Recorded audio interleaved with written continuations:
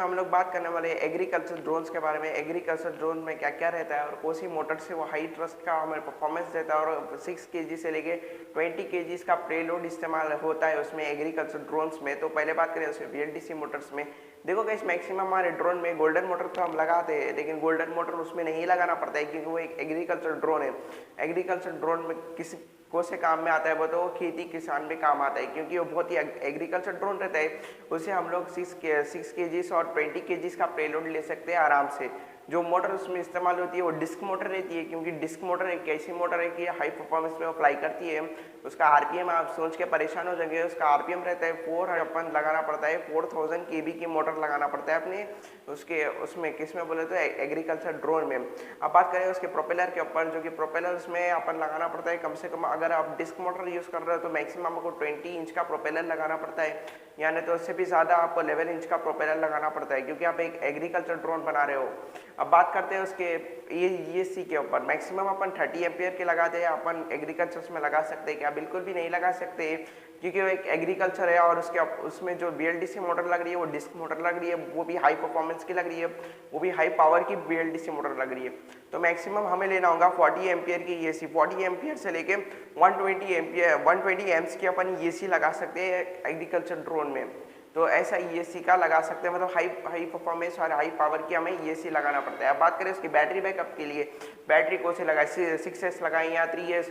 देखो गाइस, आपको 3S नहीं लगाना है, 6S भी नहीं लगाना है तो आपको 6S या 7S या 10S की बैटरी लगाना पड़ेगा क्योंकि वो एक एग्रीकल्चर ड्रोन है और एग्रीकल्चर ड्रोन को फ्लाइट टाइम बहुत ज़्यादा चाहिए क्योंकि वो बहुत दूर दूर जाके स्प्रे करके आता है, तो इसके लिए बैकअप बहुत ज़रूरी है। मैक्सिमम आपको 12 लेयर्स की बैटरी लगाना पड़ता है, मतलब 12S बैटरी लगाना पड़ता है। इससे हमारा जो फ्लाइट टाइम है और भी इंक्रीज हो जाता है। अब बात करें जो कि एग्रीकल्चर ड्रोन की एबिलिटी के बारे में, जो कि एबिलिटी हर एक ड्रोन में रहती है और हर एक ड्रोन में रहना भी चाहिए। अगर आप फर्स्ट एग्रीकल्चर ड्रोन फ्लाई कर रहे हो तो सावधानी से फ्लाई करो क्योंकि जो कि इस कारण वो कहीं भी क्रैश हो सकता है। तो अब बात करें सारे ESCs के बारे में और सारी कंपोनेंट्स के बारे में, ये कितने में बन सकते हैं न्यू बिगिनर के लिए। देखो कैसे आप एग्रीकल्चर ड्रोन बना रहे तो मैक्सिमम आपको 40,000 रुपीज़ एग्रीकल्चर ड्रोन में लगाना पड़ेगा क्योंकि आप उसमें डिस्क मोटर लगा रहे हो और कई सारा महंगा उसमें पार्ट्स लगा रहे हो। इस कारण आपका जो कॉस्ट है हाई परफॉर्मेंस में ऊपर चल जाएगा, इस कारण आपका जो कॉस्ट है लेवल में जाएगा। तो ऐसा आपका जो एग्रीकल्चर ड्रोन है वो तैयार हो जाता है। मैक्सिमम एग्रीकल्चर ड्रोन 6 केजी से लेकर 20 केजीज का पेलोड उठा सकता है आराम से। एग्रीकल्चर ड्रोन किस किस के काम में आता है बोले तो वो स्प्रिंग करने काम आता है और ये कोई सारी क्रिमिनल्स में काम आता है, पकड़ने बहुत सारी चीज़ों में वो काम आ जाता है। मतलब एग्रीकल्चर ड्रोन और स्प्रेस में काम आता है, या कोई किसान खेती कर रहा है उसमें भी अपन डाल सकते हैं, एग्रीकल्चर ड्रोन से स्प्रे कर सकते हैं और सैनिटाइजर भी उससे बना सकते हैं। तो ऐसा कई सारा उपकरण है एग्रीकल्चर ड्रोन्स का और एग्रीकल्चर ड्रोन बहुत ज़्यादा चल रहा है, मार्केटिंग डिमांड में बहुत ज़्यादा चल रहा है। तो एग्रीकल्चर ड्रोन बहुत ही अच्छा रहता है लेकिन उसका लॉस भी बहुत ज़्यादा है क्योंकि उसका केजी बहुत हो जाता है। इस कारण हमें उसे लाइसेंस परमिशन लेना पड़ता है उड़ाने से पहले क्योंकि वो एक एग्रीकल्चर बहुत बड़ा हो जाता है।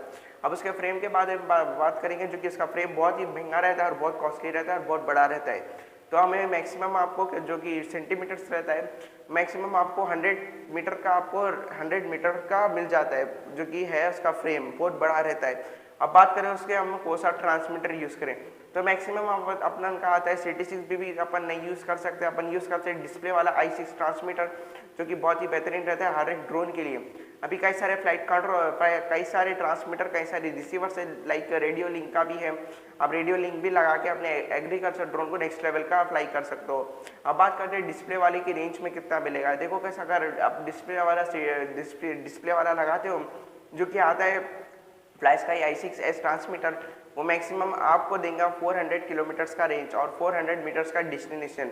आप कहीं भी उसे रोटेशन करके लेके आ सकते हो। अगर आप फ्लाइट कंट्रोलर लगाना चाहते हो तो आप जो कि हाई परफॉर्मेंस से फ्लाई करना चाहते हो तो आप पिक्सॉक लगा सकते हो और APM लगा सकते हो और नासा फ्लाइट कंट्रोलर भी लगा सकते हो, लेकिन पिक्सॉक नहीं सपोर्ट करेगा फ्लाइट कंट्रोलर को। क्यों बोले तो पिक्सॉक नहीं सपोर्ट करता है एग्रीकल्चर ड्रोन को, तो आपको नासा लगाना पड़ेगा क्योंकि फ्लाइट कंट्रोलर GPS के साथ लगाना पड़ेगा क्योंकि आपको एक स्टेबल ड्रोन बनाना है। तो अब बात करें इस सारे कंपोनेंट्स की जो कि है आपको मिल जाएंगे ऑनलाइन मार्केट में और कहीं भी मिल जाएंगे। तो वीडियो कैसे लगी, वीडियो अच्छी लगी तो लाइक करो, जितना भी उसके चैनल को सब्सक्राइब करो। बाय बाय, मिलते हैं कई अगली वीडियो में।